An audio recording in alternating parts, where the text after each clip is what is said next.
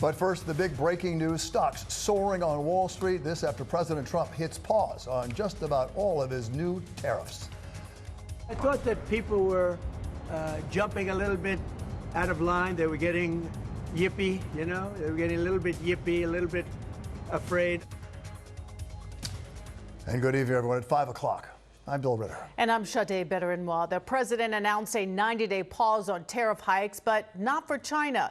Instead, he bumped up tariffs on China to 125%. The president perhaps seeing the reaction in polls like this one. New Quinnipiac University poll that found 72% of Americans believed tariffs would hurt this economy. The news came as a relief for investors. The Dow soared nearly 3,000 points. Eyewitness News anchor Mike Marza is live on Wall Street with reaction. Mike? Bill and Sade, we know President Trump also watches cable news, and the bad headlines in the last 5 days, plus the negative news in the bond market overnight, perhaps leading to this decision today. President Trump speaking in the Oval Office just moments ago, saying he did not think or know that what he did today with his pause would have any impact on the markets. But he also said that the markets were sick and compared the tariffs to some sort of medicine that needed to be taken. It's a clear sign that investors were looking for something, anything, to turn what was a nightmare into some sort of positivity. The bell signaling another round in the trade war. 2 hours before the U.S. markets opened, China jabbed the U.S. with a new 84% tariff. Retaliation for the 104% levy President Trump hit China with at midnight. They can raise their tariffs, but so what?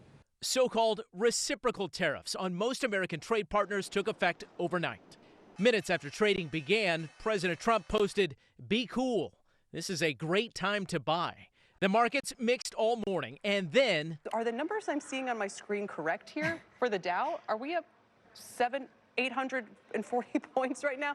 Around 1:15 this afternoon, I'm watching this literally glitching in gap. We're up 900 points. investors waiting for any positivity. This is, yeah, okay. Wow. Pounced. Our charts can't even keep up with how quickly these numerical moves are happening. On this post from President Trump, saying, "I have authorized a 90-day pause and a substantially lowered reciprocal tariff during this period of 10% effective immediately." But he raised the tariff on China to 125%. Nothing's over yet, but we have a tremendous amount of spirit from other countries, including China. China wants to make a deal. They just don't know how quite to go about it. The White House says more than 75 countries are now trying to strike a deal. Do not retaliate, and you will be rewarded. Markets soared. This is government by chaos.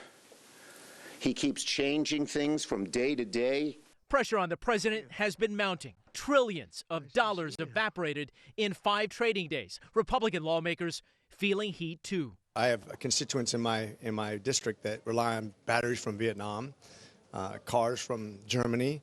I was very worried about how this is going to affect their businesses, their outcome, my constituency in general.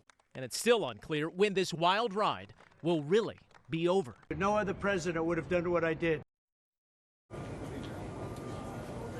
So the Dow finished up the biggest gains in several years since 2008. So the question is, what happens tomorrow? We know there's an inflation report expected, so we'll have to see how Wall Street reacts. Bill and Sade, back to you. The tariff pause might relieve investors, but many consumers are still wary. The 125% on Chinese imports could mean price hikes in the next 4 to 6 months. Increases on items you might find in big box stores like iPhones, TVs, and appliances. Before the president reversed course on the other countries' reciprocal tariffs, local politicians are bracing for the worst. New Yorkers are already facing an affordability crisis, and this only threatens to make it a lot worse. And this threatens more than 250,000 jobs. If and when we start to see serious impacts to our economy, we want to be ready to plug that $2 billion into the programs and services that New Yorkers rely on most.